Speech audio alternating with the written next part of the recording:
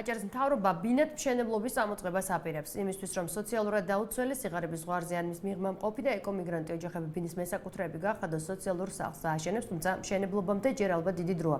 პირველი ნაბიჯი ახლა იდგმება. აჭარის მთავრობამ შვეიცარიის განვითარებისა და თანამშრომლობის სააგენტოსა და სოციალური კვლევისა და ანალიზის ინსტიტუტთან მემორანდუმი გააფორმა.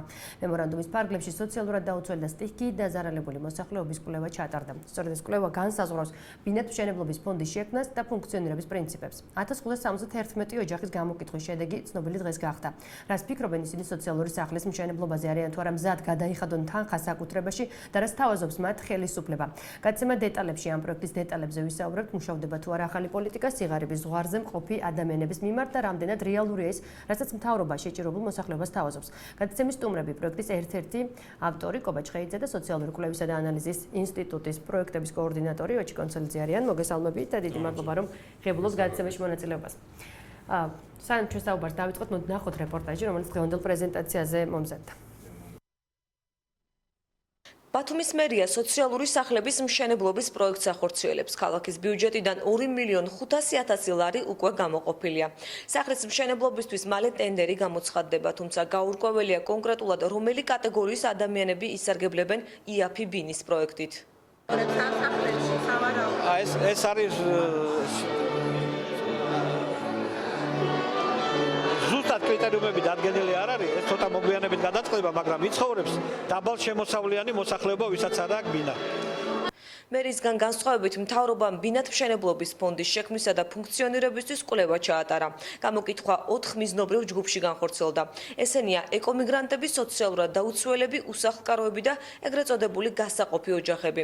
აჭარის მთავრობა კვლევის შედეგების საფუძველზე სტრატეგიის შემუშავებას ახლა იწყებს.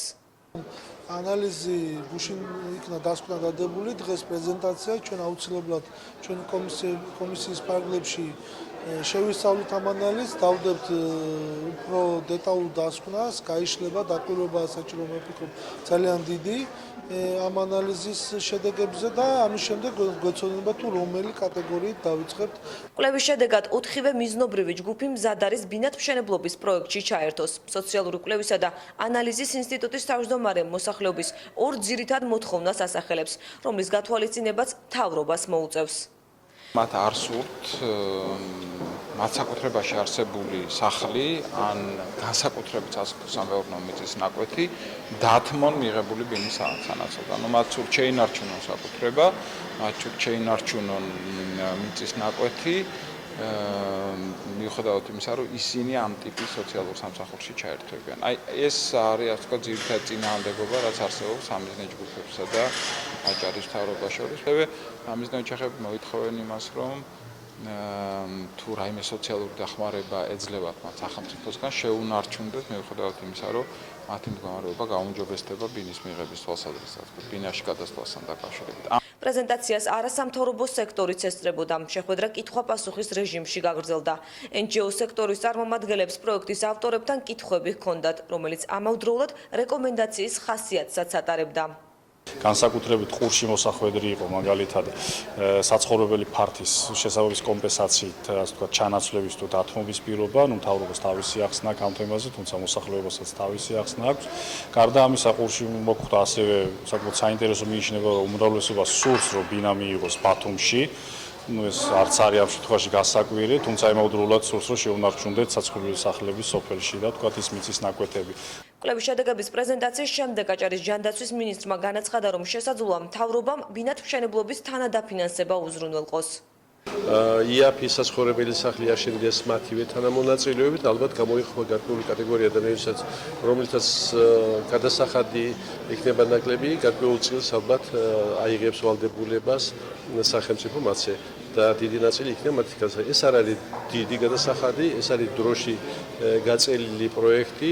ბინადმშენებლობის პროექტის მიხედვით განსაზღვრულია 1 კვადრატული მეტრის ოფიციალური ფასი. ის 2 ლარი და 76 თეთრია.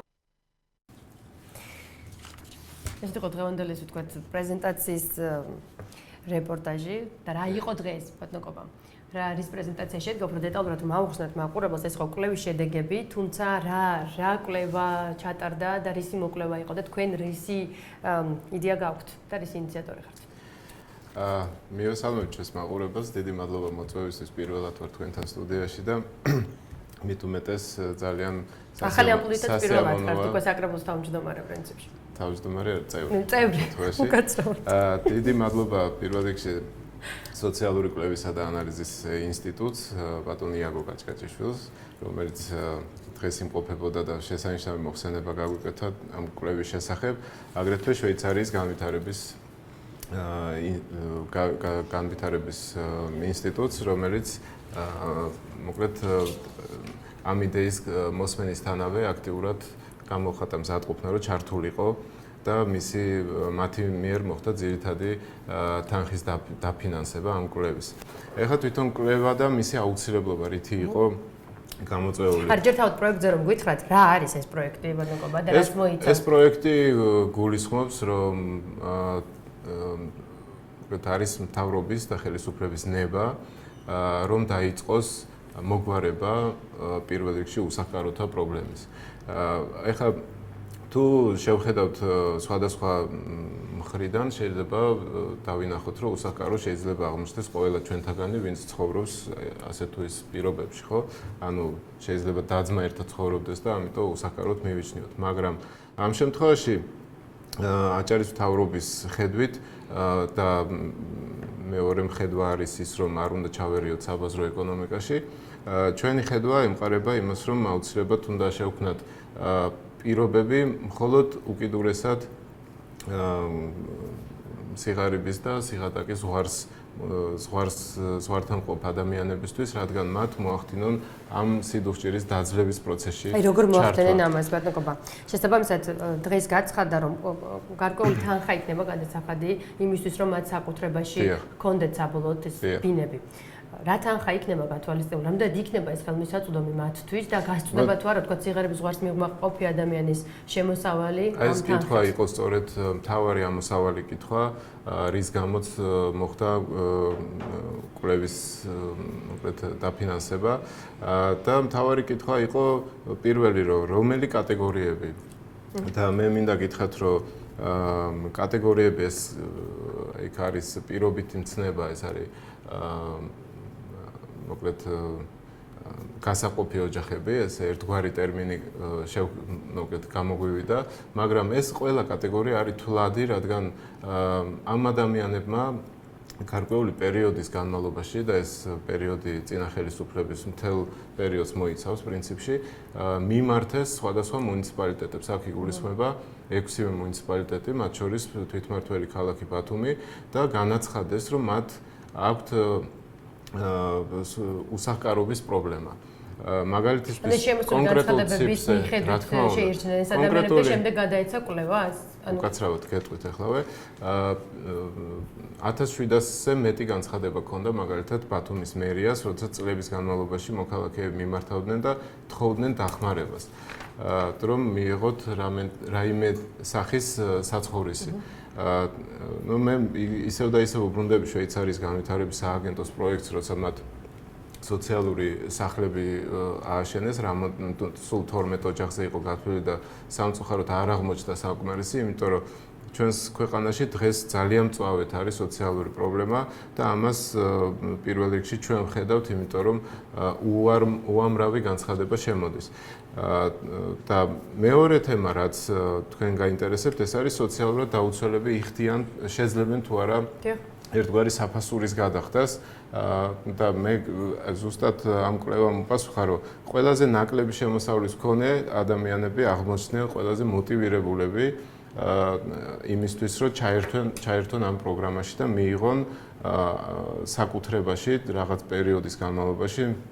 მე ჩვენ ფიქრობთ იმაზეც, რომ 15 წელი არ იყოს ამოსავალი ციფრი, ანუ საბოლოო ციფრი, შეიძლება უფრო და უფრო დაბალი ქულების მქონე ადამიანებს მიეცეს მეტი დრო, ანუ 20 წელიც კი იმისთვის, რომ უფრო ნაკლები თანხით, ანუ ეს არის უპროცენტო, ეს არის გრძელვადიანი და ეს არის თვითღირებულების ფასად აშენებული ბინები, სადაც ერთ-ერთი კომპონენტი, რა თქმა უნდა, იქნება, რომ მინიმალური რემონტით გვინდა, რომ მოხდეს ამ ბინების გადაცემა, რადგან როდესაც სახელმწიფო გადასცემს მას რაღაც გამოსყიდვის საშუალებით გადასცემს ბინას, ადამიანი რომელიც შევა ამ ბინაში და დააკმაყოფილებს იმ ბევრ კატეგორიას თუ მოთხოვნას, რომელიც უნდა განისაზღვროს ამ კვლევის შემდგომ, მან უნდა დაიწყოს გადახდა, თანხის გადახდა. ეს იქნება აუცილებელი პირობა, რადგან თანამონაწილეობა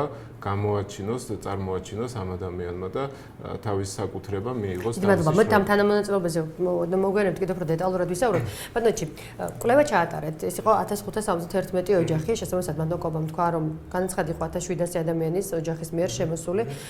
როგორ ჩატარდა ეს კვლევა? უკაცრავად, მოდი ერთი წამი დავაზუსტოთ. 1700 განაცხადი არის მხოლოდ ბათუმის მერიაში შესული. ამას ერთვის ის, რომ სხვადასხვა მუნიციპალიტეტებმა მოგვაწოდა, მაგალითისთვის გეტყვით, ეროზირებულ ზონაში მაცხოვრებელთა სია და აგრეთვე მოგვაწოდა მუნიციპალიტეტების ფარგლებში მრავალ სულიანი ოჯახების რაოდენობა და ჯამში ეს ციფრი არის 7000 ადამიანი. აი ამ 7000-დან შემდეგ უკვე მოახდინა სოციალური კვლევის და ანალიზის ინსტიტუტის თანამშრომლებმა შერჩევა. აი რა პრინციპით მოხდა ამ 1500 ამ ადამიანების შერჩევა, თქვა და როგორ ჩატარდა კვლევა და რა აჩვენა კვლევამ? კარგი, ჯერ უპირველეს ყოვლისა მეთოდოლოგიაზე ვისაუბრებ და შემდეგ კვლევის შედეგებზე. ანუ გამოიკითხა, როგორც თქვენ თქვით, 1571 რესპონდენტი. ეს ამ რესპონდენტების შერჩევა მოხდა, ჩვენ გაგვაჩნდა სახელობითი სია, რომელიც მოგვაწოდა აჭარის მთავრობამ და აქედან შემთხვევითი შერჩევის პრინციპით შეირჩა 1571 რესპონდენტი, რაც ნიშნავს, რომ ეს არის რეპრეზენტატული იმისათვის, რომ ჩვენ განვაზოგადოთ ეს შედეგები დანარჩენ 4-ვე კატეგორიაზე. ეს არის, როგორც ვიცით, ანუ სოციალურად დაუცველები, უსახლკაროები, სტიქიით დაზარალებულები და მეოთხე კატეგორია არის ეგრეთ წოდებული გასაყოფი ოჯახები, ანუ ოჯახები, სადაც 2 ან 2-ზე მეტი კომბლი ცხოვრობს ერთ საცხოვრებელ ადგილზე. ეჭვება შედეგებს. რა შედეგი დაიდო და რა აჩვენა კვლევამ? შედეგებზე პირველ რიგში უნდა ითქვას, რომ მოსახლეობა ან ეს 4-ვე კატეგორია მიესალმა ამ პროგრამას და ეს აჩვენებს შედეგი, ანუ 4-ვე კატეგორია 78%-დან 80%-მდე იწონებს ამ იდეას, რომ აჭარის მთავრობამ ააშენოს ბინები ამ 4-ვე კატეგორიისთვის 15 წლის გამოსასყიდი ვადით. და ეს იდეა მათთვის არის მისაღები. თუმცა შემდეგ იწყება ალბათ მაგრამ და რა არის ეს მაგრამ? მაგრამ არის რა თქმა უნდა, თუმცა პირობითად იყო 27 პირობა, რომელიც აჭარის მთავრობას, გამოვიდა 27 ეს პირობითია, რომელიც აჭარის მთავრობას და აქედან 23 პირობა ამ 4-ვე კატეგორიისთვის იყო მისაღები. თუმცა სტიქიით დაზარალებულებისთვის მიუღებელია ის, რომ მოხდეს საკუთარი სამეურნეო მიწის დათმობა და ასევე საკუთარი საცხოვრებლის დათმობა. ანუ მათ არ უღირთ ამ შემთხვევაში ამ ბინაშენობის პროგრამით სარგებლობა. ანუ ისინი საერთოდ უარს ამბობენ, თქვა იმ შემთხვევაში თუ მიწის დათმობა მოუწევთ ამ პროექტზე, თუ ითხოვენ რომ თქვა დარჩეთ მიწაც და შესაბამისად იყონ ბინის მესაკუთრება. ასეთ სასახად არ ამბობენ, თუმცა ამ პირობას აფასებენ უფრო ნეგატიურად ვიდრე პოზიტიურად. ანუ ეს არ ნიშნავს იმას, რომ ამაზე უარს ამბობენ ისინი, ეს უკვე არის შემდეგ ასე ვთქვათ მოლაპარაკების საგანი. ბატონო, რა გითხრათ პრინციპში ამ კვლევამ და შესაბამისად ამ პასუხებმა თუნდაც, რომელზეც ხა ბატონი საუბრობს, თუ იქნება თქვა ეს მოლაპარაკების საგანი, მე როგორც გავეცანი ამ კვლევის შედეგებს, იგი იყო ნაჩვენები, რომ თქვა მიწის დათმობა მოუწევს ან არსებული ფართობის დათმობა, შესაბამისად ამაზე ბევრი არ მოდის. როგორ მოაგვარებთ ამას და შესაბამისად როგორ მოხდება თქვა ამ ნაწილის მოგვარება? კი ბატონო, ჩვენი ხელისუფლების, ანუ რაც შეეხება გარემოს ზემოქმედებით დაზარალებულ მოსახლეობასთან ურთიერთობას, ჩვენმა ხელისუფლებამ შეცვალა მიდგომა მათ მიმართ. პირველ რიგში ეს გამოიხატა იმით, რომ ადრე პრაქტიკა იყო, როდესაც 3-4 ლარიან დახმარებას აძლევდნენ ოჯახს და შემდეგ ეს ოჯახი ითვლებოდა დახმარებულად და სანაცვლოდ მივიღეთ ის, რომ უამრავი ადამიანი, რომელსაც მეწყერის თუ სხვა უბედური შემთხვევის გამო ოჯახი რომელიც გარეთ რჩებოდა, ანუ უსახლკაროდ რჩებოდა, ასეთი ოჯახების რაოდენობა ბევრი დაგვხვდა. და დღევანდელი პრაქტიკა, ანუ რაც შეიცვალა, ეს არის ორ ეტაპად თანხის მიცემა მათთვის და უფრო მეტი თანხის მიცემა სხვათა შორის 10,000 ლარამდე თანხა ეძლებათ ამ ტიპის ზიანის შემთხვევაში, რომ მოახდინონ, ანუ პირველი ეტაპის შემდეგ მიდის კომისიურად ხდება ფოტოს გადაღებაც ხდება, თუ რა სამუშაოები განახორციელა ოჯახმა რეაბილიტაციის პროცესის დროს და შემდეგ ხდება მეორე ეტაპის და საბოლოო ეტაპის დროს ხდება მიღება ჩაბარება. ამით ჩვენ ერთგვარად გვინდოდა და რეალურად პრაქტიკაში ეს მუშაობს ასე, რომ ადამიანი, რომელიც მეწყერის გამო დარჩა ქუჩაში, მან აუცილებლად აღიდგინოს თავის საცხოვრებელი პირობები. ეს ერთი მიმართულება. მეორე მიმართულება თუ კი ეხლა ცოტა გამოდის, რომ უკმაყოფილო აღმოჩნდა რაღაც ნაწილი, ხო? მოდი ახლა ხელისუფლების პოზიციიდან მე თქვა აღედგინათ ეს ერთს დავამთავრებ ალბათ. ეხლა და თან კითხავთ, ეგ მიპასუხოთ ამასაც, რომ შესაბამისად ეს ადამიანები, რომლებსაც უკვე კომპენსაცია მიეცათ, თქო შესაბამისად აქვთ მათ იმის საშუალება, რომ გააკეთონ და გააუმჯობესონ. ამათ აქვთ და ამაზე არ ვრცელდება. რა თქმა უნდა, ეხლა ვისაც სახლი აქვს, იმაც არ შეეხება. ამას მეცაც დავამატებ. თუმცა ასეთი ადამიანები ყოველთვის საუბრობენ იმაზე, რომ მაინც რისკის ზონაში არიან და შესაბამისად უსაფრთხო არ არის. მოდი მაშინ ვიმსჯელოთ იმ კატეგორიაზე, რომელიც უკმაყოფილო აღმოჩნდა. ეს ისევ და ისევ გეუბნებით, დღეს ხდება პარალელურ რეჟიმში მუშაობა ეკომიგრანტის სტატუსთან დაკავშირებით კანონპროექტზე, რომელშიც გაწერილი იქნება სახელმწიფოს მიერ ვალდებულებების აღება, ისევე როგორც დევნილთა მიმართებაში, ისევე ეკომიგრანტთა მიმართებაში, რომლის მიხედვითაც იქაც იქნება ნორმა ჩადებული იმ კანონში, რომ ადამიანი, რომელიც ცხოვრობს მეწყერსაშ ზონაში, ესე იგი სახელმწიფომ უნდა აიღოს ვალდებულება და განარიდოს ის საფრთხის ზონას. ეს არის ხელისუფლების და სახელმწიფო მიდგომა და არა ის, რომ მაინც დაუტოვო იქ საფრთხე და შეიძლება ხვალ ისევ და ისევ რაღაც ხერხლი მოგვივიდეს, ხო? ანუ თუ კი მიდგომა გვექნება, უნდა გავაკეთოთ ასე. ადამიანი, რომელიც აცხადებს, რომ ეს დადასტურდება სხვადასხვა სამსახურების მუშაობით, რომ ის ადამიანი ცხოვრობს საშიშ ზონაში, ის უნდა მოვარიდოთ იმ ტერიტორიას. ეს არის ხელისუფლების კაფეო პოზიცია და ის მომენტი, როდესაც მოსახლეობა ამბობს, რომ მე მეწყერში ვცხოვრობ, მაგრამ დამიტოვეთ მიწის ნაკვეთი.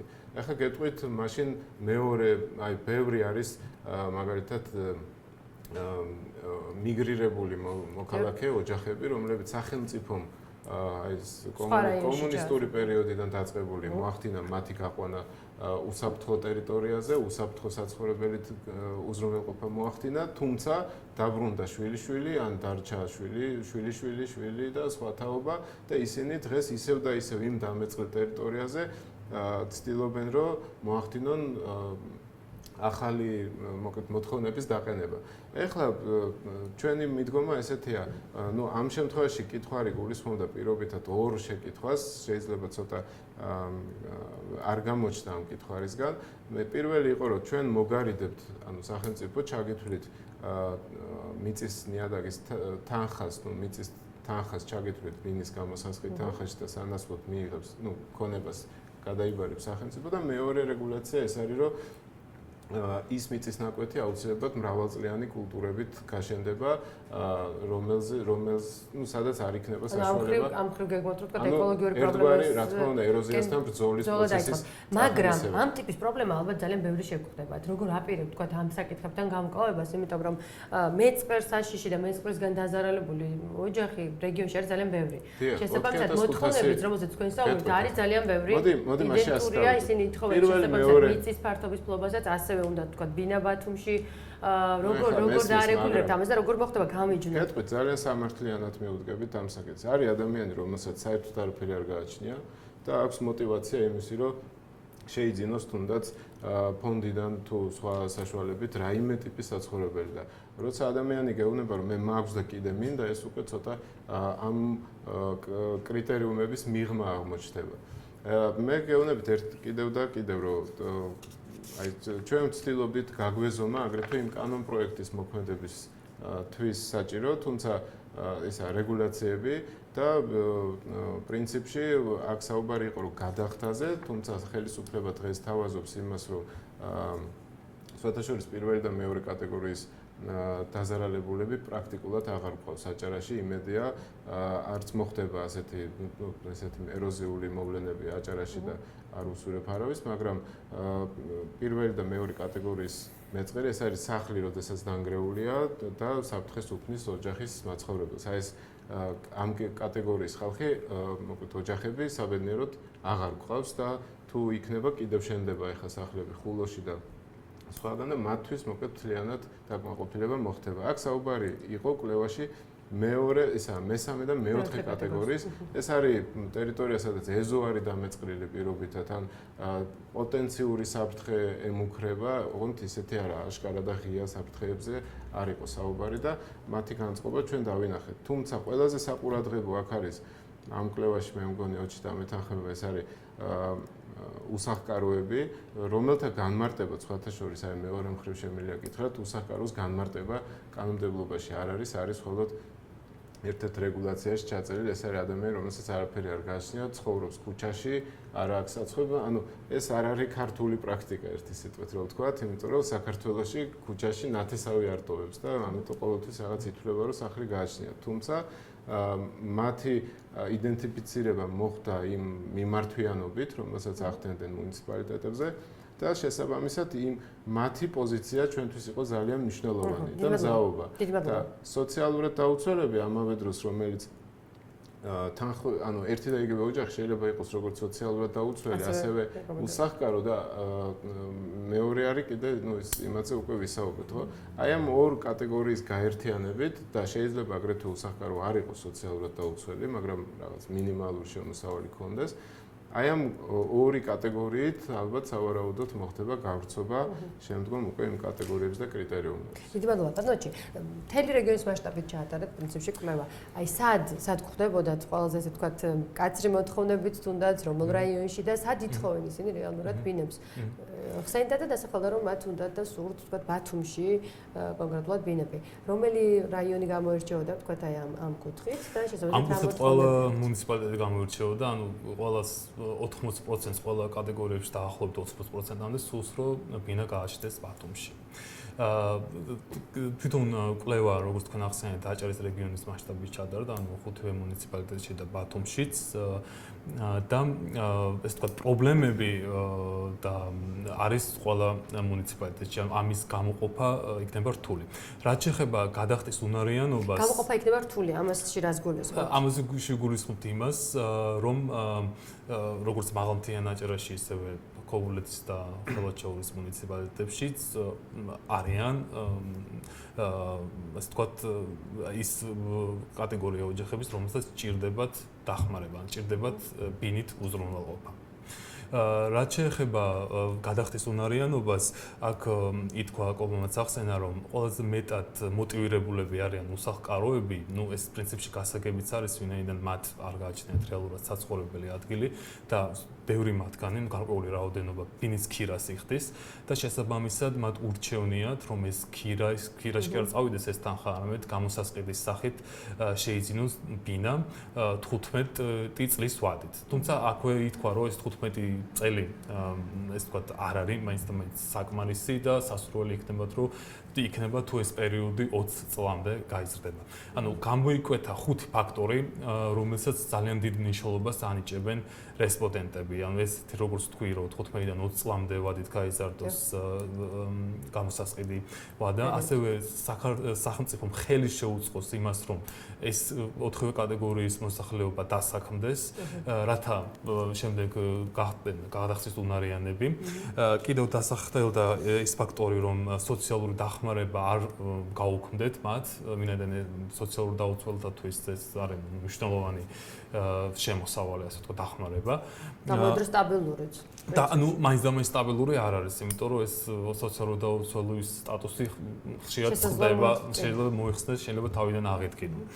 თუმცა მაინც და კიდევ მეხუთე ფაქტორი იყო, რომ სახელმწიფომ შესთავაზონ მათ შესაბამისი ფართობი, ანუ იმ ფართობის მინა, რაც რესპონდენტებს ამ შემთხვევაში 4 კატეგორიას სურს. და ეს მოთხოვნა როგორ ნაწილდება, ვთქვათ, რა ფართობს ითხოვენ ისინი და არის თუ არა ვთქვათ ადეკვატური მოთხოვნა იმისა, რა პირობებშიც ისინი ახლა ცხოვრობენ, ფართობის თვალსაზრისით, არა რა თქმა უნდა. კი, ანუ ფართობის თვალსაზრისითაც და გადახდის თვალსაზრისითაც ამ დისბალანსი არის რასაკვირველი, ანუ მთავრობის მიერ წარდგენილი ეს თქო ტარიფი, მაგალითად გამოსასყიდის სახით არის 1 კვადრატულ მეტრზე თვეში 2.76 თეთრი, როგორც მახსოვს, ხოლო მაგალითად უსახკარო ოჯახები მზად არიან, რომ 1 კვადრატულ მეტრში გადაიხადონ 2.29 ლარი, ხოლო დანარჩენ კატეგორიებს უფრო ნაკლების გადახდის საშუალება აქვს, როგორც თავად. მეორე ადგილზე სხვადასხვა სოციალურად დაუცველები არიან, რომლებიც ამბობენ, რომ გადავიხდით.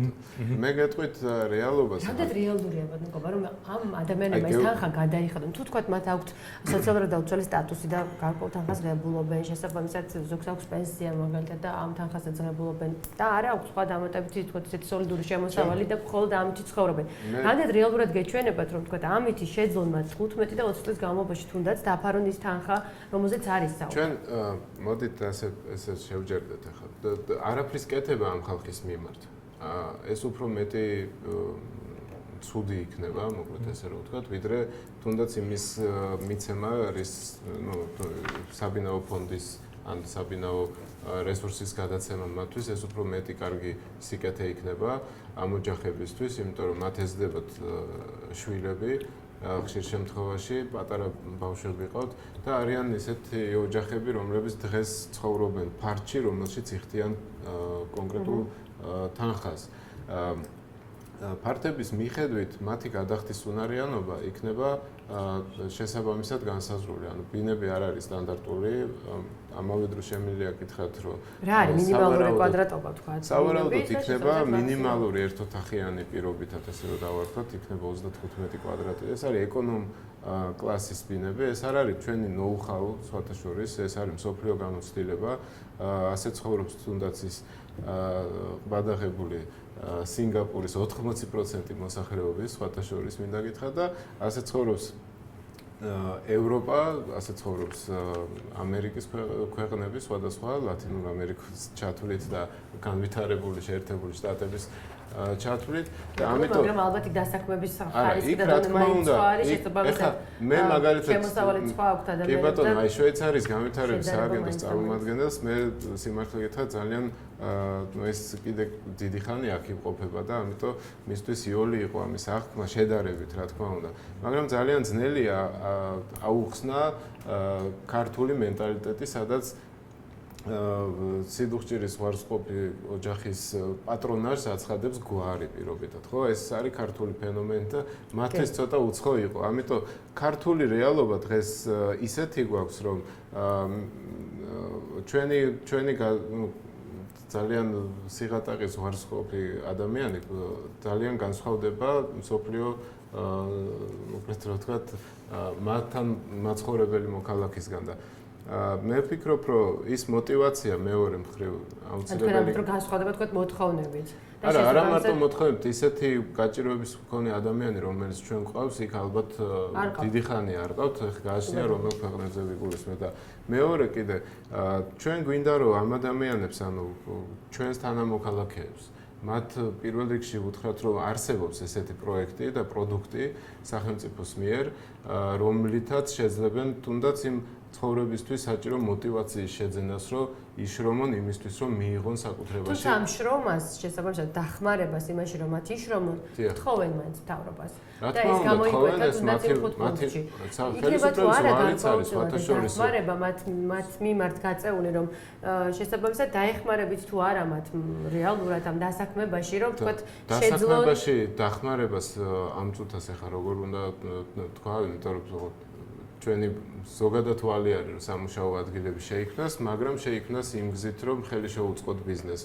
თუნდაც ის, რომ თუ ეს ძალიან მასშტაბური პროექტი იქნება, ამას ეხლა უკვე ამ კვლევის საფუძველზე დავიწყებთ კრიტერიუმების, კატეგორიების და სხვა კომპონენტების ჩამოყალიბებას, რომ დავიწყოთ განხორციელება, ამის ნება პოლიტიკურიც და მოკლედ ესე გადაწყვეტილება არსებობს. უბრალოდ თუნდაც ის ადამიანები შეიძლება ჩაერთონ ამ პროექტში და ეს იქნება უკვე მიღწევა თუნდაც რამდენიმე ადამიანის დასაქმების კუთხით. მაგრამ ზოგადად мотивация სოციალურად დაუცველს არ უნდა კონდეს ის რომ უბრალოდ იჯდეს და არაფერი არ აკეთოს, იმიტომ რომ დოტაციაზე ორიენტირებული იყოს. ჩვენ გვინდა რომ წავახალისოთ ერთგვარი იგრძნოს მან თანამონაწილეობა შესაძლოა რომ ამ პროცესის მონაწილე. მოდი ასე დავარქვა. გასაგებია. დიდი მადლობა. მოდით რეკლამის შემდეგ განვარდოთ საუბარი სწორედ ამ კრიტერიუმებზე და როგორ შედგება თქვა და რა პრინციპით გაიწერება ეს კრიტერიუმები. რამდენიმე წუთში რეკლამის შემდეგ დავბრუნდებით პირდაპირ ეთერში და გველოდეთ.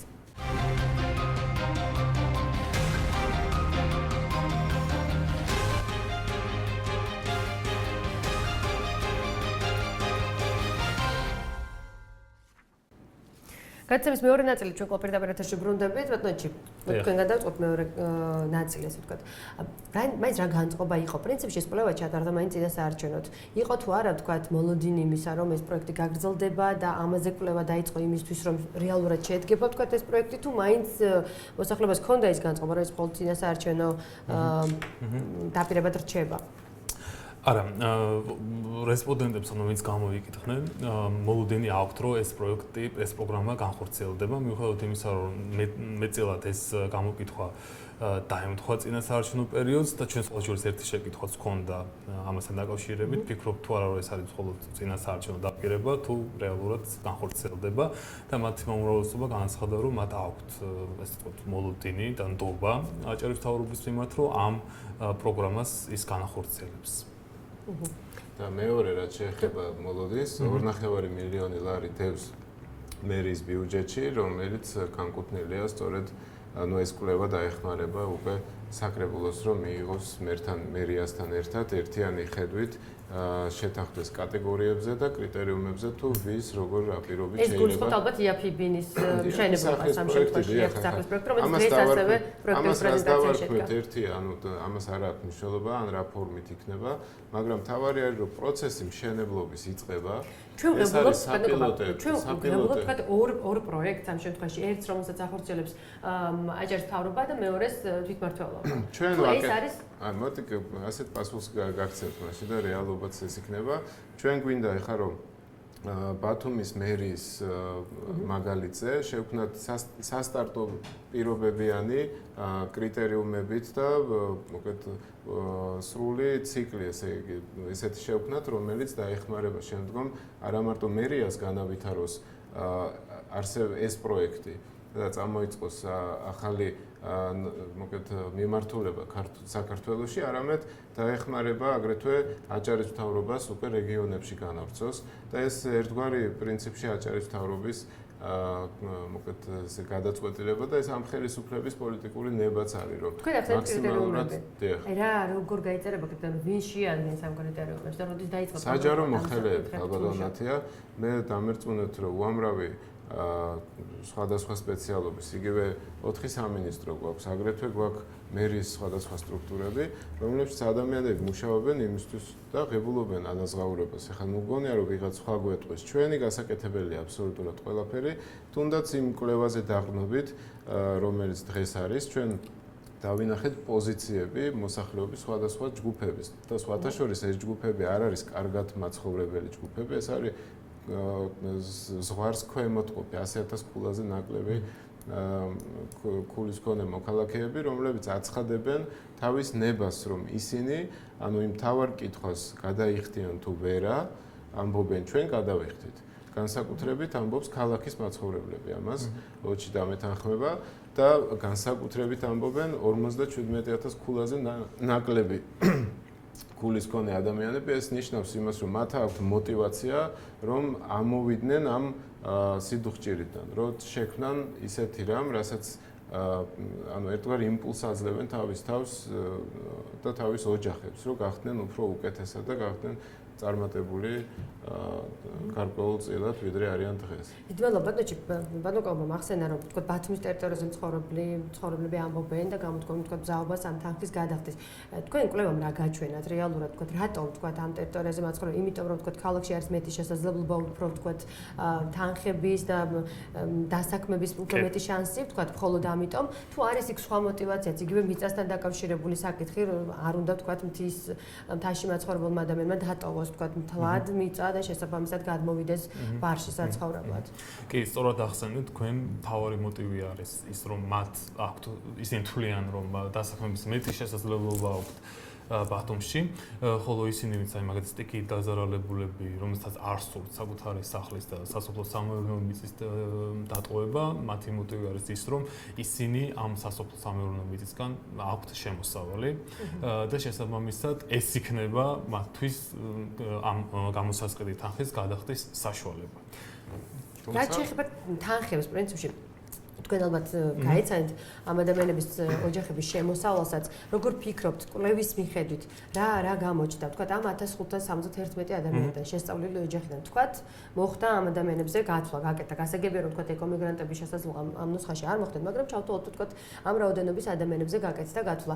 შესაბამისად, როგორ ფიქრობთ, რამდენი შეძლებს ამ თანხის გადახდას ამ გამოკითხული ადამიანიდან? ამის თქმა რთულია, იმიტომ რომ როგორც ვახსენე, ანუ ის აჭარის მთავრობის მიერ შემუშავებული ტარიფი რაც არის, იმაზე ნაკლები ოდენობის თანხის გადახდა შეუძლიათ 4-ვე კატეგორიას. ამ შემთხვევაში კვლევის შედეგი სავარაუდოდ აჭარის მთავრობა გაითვალისწინებს და გარკვეულ წილად ანუ მოხდება, ანუ შეჯერება ამ ანუ შეთავაზებული და დადგენილი ტარიფი რაც არის, პრინციპში თანახმა ამაზე არ არის. ამაზე ზუსტად ამ ტარიფზე თანახმა არ არის. და რა იქნება ბატონო შესაბამისად ერთი ტარიფი რო გასაგებია რომ თქვა ეს არის დაახლოებით 500 ლარის ეკვივალენტი, ახლა იმ დროისთვის როცა კვლევას ვიწყებთ, რატომაც კი არ კონსულტაციებით გვითხრეს რომ 500 ლარი საკმარისი არის 1 კვადრატული მეტრი ბინისთან. შემდგომ უკვე კვლევის დროს კვადრატულ მეტრებზე და თვეში გადასახადზე გამოვიდა ეს 2 ლარი და 76 ეს არის კვადრატული მეტრის ღირებულება. თქვენ თქვით რომ თვეში, თქვენ თქვით რომ თქვა 35 კვადრატიდან დაიწყება. მაინც რო გითხრათ მიახლოებდი თანხა. რა იქნება თვეში? საშუალოდ საუბარი არის 95 ლარიდან და იქ უკვე ოჯახის შემადგენლობის მიხედვით. ეხლა მე მინდა მაყურებელს ისიც აუხსნა, რომ ჩვენ არ გვინდა რომ ერთმა ან 3 სულიანმა ოჯახმა იცხოვროს 6 ოთახიან ბინაში. ეს უკვე ნიშნავს, რომ იმ ადამიანს რაღაც სხვა ფუფუნებები გააჩნია სხვაგან. ამიტომ ჩვენ ოჯახის წევრთა რაოდენობას შევეცდებით, რომ მოვარგოთ, ოღონდ სახელმწიფო მოარგებს კვადრატულ მეტრს თუ ფართს იმის მიხედვით, თუ რამდენად, ანუ ვერ მიცემ ხელაღებით კვადრატულ მეტრს, უნდა მიცე სტანდარტების მიხედვით, ანუ ერთ სულ მოსახლეზე რაღაც სტანდარტი და მას მოუწევს, უკვე იმ ოჯახს მოუწევს სტანდარტულ პირობებში ცხოვრება, თუმცა განაზღაურების მხრივ მასთან შეთანხმება უნდა მოხდეს, რა თქმა უნდა. მაგრამ თუ ის განაცხადებს და მაგალითად ექნება ამის დამადასტურებელი საბუთი, რომ შესაბამისად გაცილებით მეტის გადახდის შესაძლებლობა აქვს და მას სურს უფრო მეტ ფართობში იცხოვროს, ამ მხრივ თქვენ როგორ ფიქრობთ? მოდი ასე შევჯერდეთ. ეხლა, როდესაც საუბარია, ჩვენ თავარი რაც გავაკეთე, ეხლა ვერ ვისაუბრეთ კრიტერიუმებზე თამამად, იმიტომ რომ ეს კვლევა არის პირველი ალბათ დოკუმენტი აჭარის მთავრობის ამ წლების განმავლობაში მოღვაწეობის, როდესაც მეცნიერული კომპონენტით შევეცადეთ გავარკვიოთ საჭიროებები და თუნდაც უნარი გადახდის უნარიანობა. თუმცა საჭიროებებმა გაარკვია და დაადგინა, რომ შესაბამისად ამ თანხის გადახდის უნარიანი ჯერჯერობით არ არიან. ამ შემთხვევაში ამბობენ, რომ ამდენს ვერ გადაიხდიან. არა, უკაცრავად. მოხდება თუ არა თანხის კორექტირება? ამ კვლევამ დაადგინა, რომ სოციალურად დაუცველები უსახკაროები მზად არიან გადაიხადონ გარკვეული თანხა, თუმცა არის უბრალოდ მცირე რაოდენობის ნაკლებ თანხაზე საუბარი, რომელიც შეიძლება კომპენსირება მოხდეს, თუნდაც იმით, რომ გაიზარდოს ვადა გადახდის პერიოდის. მე კიდევ ვამბობ, ეს არის წმინდა სოციალური პროექტი, აქ არ არის არანაირი პროცენტებზე საუბარი ან დანამატებზე, ანუ ეს იქნება თვითღირებულების ფასად აშენებული. აჭარის მთავრობაში და ზოგადად ჩვენ მესაკუთრე როდის გახდება ბატონობა? ბოლო თეთრის გადახდის შემდეგ გახდება მესაკუთრე.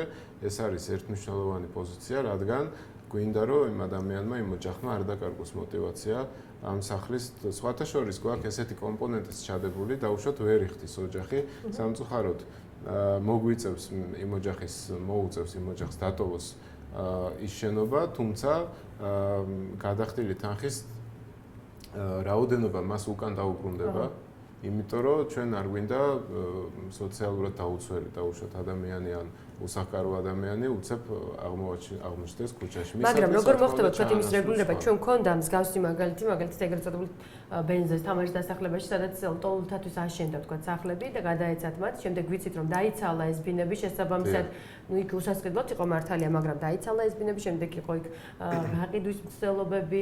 ამ შემთხვევაში როგორ იქნება? გაიყიდა ბინები. თუმცა იურიდიულად ამბობენ რომ არ არის ეს მაინც გამართული. რატო? იმიტომ რომ ბევრს არ ქონდა დაკანონებული და შესაბამისად მოხდა ისე გაყიდვა რომ საკუთრებაში არ ქონდა გადაცემული. მაგრამ ამ შემთხვევაში როგორ არიდებთ იმას თავს რომ თქვა არ მოხდეს გასხვისება, რა მექანიზმი ერთ-ერთი მთავარი ნორმა რაც დევს ჩვენს და უბრალოდ მინდა გითხრათ 27 არის ისეთი რეგულაცია რომელიც ძირითადი იქნება. ეს არის საქართველოს მოქალაქეობა, აჭარაში მაცხოვრებლობა და ასე შემდეგ მე უკვე დეტალებში მიდის მოთხოვნები და ერთ-ერთი იქნება რომ ერთი წევრი მინიმუმ უნდა ცხოვრობდეს ოჯახის ერთი წევრი, რა თქმა უნდა, აუცილებლად უნდა ცხოვრობდეს აღნიშნულ საცხოვრებელში და თუ კი იქ უკვე სხვა მოკლედ ჩაენაცვლება, შესაბამისად მათ არ ექნებათ უფლება გადაცემ სხვა ოჯახს ან ასე შემდეგ. მე ძალიან ბევრი რეგულაცია იქნება მოსაფიქრებელი და მეორე კიდე ყველა ძალიან ყველა ადამიანი ყველა უწყებიდან ცალ-ცალკე თავის იდეებს თავაზობს, მოკლედ როგორ მოახდინოთ ამა თუ იმ საკითხის პრევენცია, რომ არ მოხდეს ოჯახების ხელოვნურად დაშლა, ან რაღაც პირიქით დამძიმება თავისი მდგომარეობის. ამასთან ერთად სავარაუდოდ სანამ ჩვენ ამ კვლევაზე თუ შეჯერებას და ანალიზზე ვიმუშავებთ, ახლა უკვე ქვეყანაში იწყება სოციალური ქულების ახლებური გადახედვა, ახლებული შეფასების შკალა იქნება. თუმცა ეს ერთი წლის განმავლობაში გვესმის, რომ უნდა გადაიხედოს სამხედრო პოლიტიკა შესაძლებელია, მაგრამ ჯერჯერობით არაფერი არ შეცვლილა. მათ თემაზეც ვისაუბროთ, არ შეცვლილა არ არის ეს ხელახებით, რომ ნაბიჯებს დგამდეს ეს ხელისუფლება, მაშინ დაინახავდით უფრო სხვანაირ ესეთი უკვე გვყავდა და გავიარეთ, მოკლედ ესე რო გითხრათ. საუბარი არის რაზე? დღევანდელი რეგულაციით სოციალურად დაუცველი ადამიანი ღებულობს შემწეობას, აი პირობითად მე რაღაც დავიკავე ადგილი, დაუძახი სოციალურ აგენციის, ვალდებულია მოვიდეს იქ შემამოწმოს და შეიძლება ამ დროს გქონდეს უზარმაზარი სასახლე მე სადღაც სხვა რაიონში, მუნიციპალიტეტში, ანუ ამდენად ესეთი პროცესია ეს ქულების მინიჭების. ეხლა უკვე იწყება ახალი რეგულაციები, სადაც პირველ რიგში აგენტის სუბიექტურობა იქნება გამორიცხული და მთავარი კომპონენტი ის არის, რომ გამგებელი თუ მერი თუ სხვა ადამიანი აღარ იქნება გადამწყვეტი და ვაჭარი ამ სოციალური ქულების მინიჭებით და ჩამორთმევით. ანუ ამით ხელახალ შეფასებას. რა თქმა უნდა, აქ იქნება პირობითი კრიტერიუმი ჩადებული, რომ უნდა იყოს ამ ქულაზე ქვევით, დაუშვათ, ესე რომ ვთქვათ, ეხლა ვერ ვიტყვით ვერცეთ რეგულაციას და ვერცეთ ნორმას, ერთადერთს გეტყვით, რომ უნდა იყოს საქართველოს მოქალაქე და აჭარაში რეგისტრირებული, ეს ვიცით ვკაფიოთ და მეორე ჩვენ გვინდა რომ აუცილებლად დამატებით რეგულაციები იყოს მკაფიო, გასაგები და ყველასთვის უკეთ იმ კატეგორიებისთვის ძალიან მარტივად გასაგები. მადლობა ბატონო. ბატონ კობარის ხალხაზეც საუბრობდა, რა დამოკიდებულება აქვს ავხრეთ. თქვენ თქვით, რომ პრინციპში ისინი მიესალმებიან თანახმარიან, თქვათ ამ პროექტის განხორციელებაზე, მაგრამ პუნქტები, რომელზეც არის საუბარი და თქვათ ამ ეტაპისთვის არის გაწერილი ის, რომ ისინი ვერ გაასხვისებენ, შესაბამისად გაქირავებაც ალბათ მაინც არ იქნება ქვეყნება და თქვენ გონიათ არ იცის მოსახლეობა, რაც ჩემი არ არის ვერ გავყიდე. კი, გასაგებია, მაგრამ ხომ შეიძლება თქვა დროებით სარგებლობაში გადასცეს სხვას და ამითი შემოსავალი მან მიიღოს. თუნდაც იცხოვროს ერთმა ადამიანმა შეუძლია თქვა ეს მექანიზმით გამოიყენონ და ამოქმედონ ადამიანება. ამ ხრივ თქვა არიან თუ არა ისინი თანახმა, რომ ამ პირობებსაც დაექვემდებარონ და მოდიან თუ არა ამ პირობებზეც. კი, ანუ ეს ყველა პირობა ჩვენ სათითაოდ ყველა პირობა შევაფასებინეთ, დავუსვით შეკითხვა და რაც ბატონმა კობამ თქვა, ანუ იმ პირობებს ისინი ეთანხმებიან, ანუ უმეტესობა ამ პირობებას ეთანხმება ის რომ იყოს საქართველოს მოქალაქე, თუნდაც ის რომ ბოლო 10 წლის განმავლობაში ცხოვრობს აჭარის რეგიონში, თუნდაც ის რომ თქვა გადაუხტელობის შემთხვევაში 6-დან 12 თვამდე მოუწევს ამ საცხოვრებელი ფართის დატოვება, ანუ ამაზეც თანახმარიან და დანარჩენ პირობებზეც რომელსაც ყველას ვერ ჩამოთვლებ ფიზიკურად. მე გამოვყავი უკვე ორი პირობა, რომელსაც ისინი არ ეთანხმებიან, როგორც ვახსენე, ეს არის სასოფლო-სამეურნეო მიწების დათმობა და საცხოვრებელი სახლის დათმობა. თუმცა ეს არის საუბარი ცალკე კატეგორიაზე, რომელიც დამატებით შესწავლა მოვახდინეთ, ეს არის სახკარიანები, მაგრამ რისკის ზონაში მაცხოვრებლები. მაგათ, მაგ კატეგორიაზე შემიძლია გითხრათ, თუ ეხლა კანონი რეგულირებაში, ანუ კანონი აიღებს ფარველობას ამ კატეგორიის მოქალაქეებზე და უკვე სხვა რეგულაციებით შეძლებს სახელმწიფო ამ პროექტს მიღბარჩებიან ყოველ შემთხვევაში ეს ადამიანები სავარაუდოდ აღმოჩნდებიან, მე არ ვიცი ეხლა პარლამენტში როგორ გაითვალისწინებენ კანონის გათვალისწინებას. ჩვენ ფინალისკენ მივდივართ ბატონ კობდა რომ გითხრათ მოკლედ თუ შეიძლება თუ არის განსაზღვრული კონკრეტული ადგილი სად აშენდება რამდენი ადამიანზე იქნება გათვლილი ეს შენობა და როდისთვის დაიწყება უკვე მშენებლობაზე და კონკრეტული ნაბიჯის გადადგმა რა დროში და რა ვადებში შეიძლება რომ თქვას დასრულება. ბათუმის მერიის პროექტი, რომელიც დღეს წარმოდგენილი იყო და სხვადასხვა შვეიცარიის განვითარების სააგენტომ უზრუნველყო სტუდენტები წაახარეს სხვადასხვა ქვეყნების მაცხოვრებელი სტუდენტები, რომ მონაწილეობა მიიღოთ ამ პროექტის შექმნაში, ეს იგეგმება ქალაქის განაპირას ზუსტ ადგილს ამ შემთხვევაში ვერ დავასახელებ, მაგრამ მთავარი პრინციპი ამ ბინადრჩენებლობის იქნება, რომ ეს მშენებლობა უნდა განხორციელდეს არა კომერციულად საინტერესო, ანუ არა ბიზნესისთვის საინტერესო ტერიტორიაზე, რადგან არ გვინდა რომ სახელმწიფო უნებლიეთ კონკურენციაში შევიდეს ბიზნესთან. ეს ერთი და მეორე აუცილებლად მოხდება სახლების დაბალანსება მაცხოვრებლების მხრივ, ანუ ეს ბევრი ქვეყანა აკეთებს ამის რეგულაციას, რომ არ მივიღოთ რაღაც მარგინალური კორპუსი, ეს უნდა იყოს აუცილებლად სხვადასხვა შესაძლებლობის და უნარის მქონე ადამიანთა. ვადებზე ჯერჯერობით ვერ ვსაუბრობ. არა, ვადებზე ვერ ვისაუბრებ. ადგილზეც ვერ ვსაუბრობთ. ადგილზე არის თუ არა მონახაზი მაინც, თუმცა შეიძლება იყოს. ბათუმის პროექტი, რომელიც ბათუმელებს შეეხებათ, ეს იქნება ქალაქის ტერიტორიაზე და ეს კვლევა დაგვეხმარება უკვე საკრებულოში იმისთვის, რომ მერია და საკრებულო ერთობლივად ჩამოყალიბდეს კრიტერიუმებზე და მოქმედების წესებზე, თუ როგორ შეიძლება ადამიანს გადაეცეს. დიდი მადლობა. ბინა. დიდი მადლობა და ბატონო, შეიცვალა თუ არა სოციალურად დაუცველი მოქალაქეების მიმართ პოლიტიკა ქვეყანაში და რას შეუწყობს ხელს მსგავსი პროექტები? მსგავსი პროექტები, რა თქმა უნდა, ხელს შეუწყობს იმას, რომ ყველაზე შეჭრებული ოჯახები და მოსახლეობას მდგომარეობა გაუმჯობესდება. ანუ ამ მხრივ ეს პროგრამა ნამდვილად იქნება მნიშვნელოვანი იმისათვის, რომ მათი მდგომარეობა გაუმჯობესდეს და ამის მოლოდინი ამ ადამიანებს აქვთ. ძალიან დიდი მადლობა რომ მიიღეთ მონაწილეობა გადაცემაში.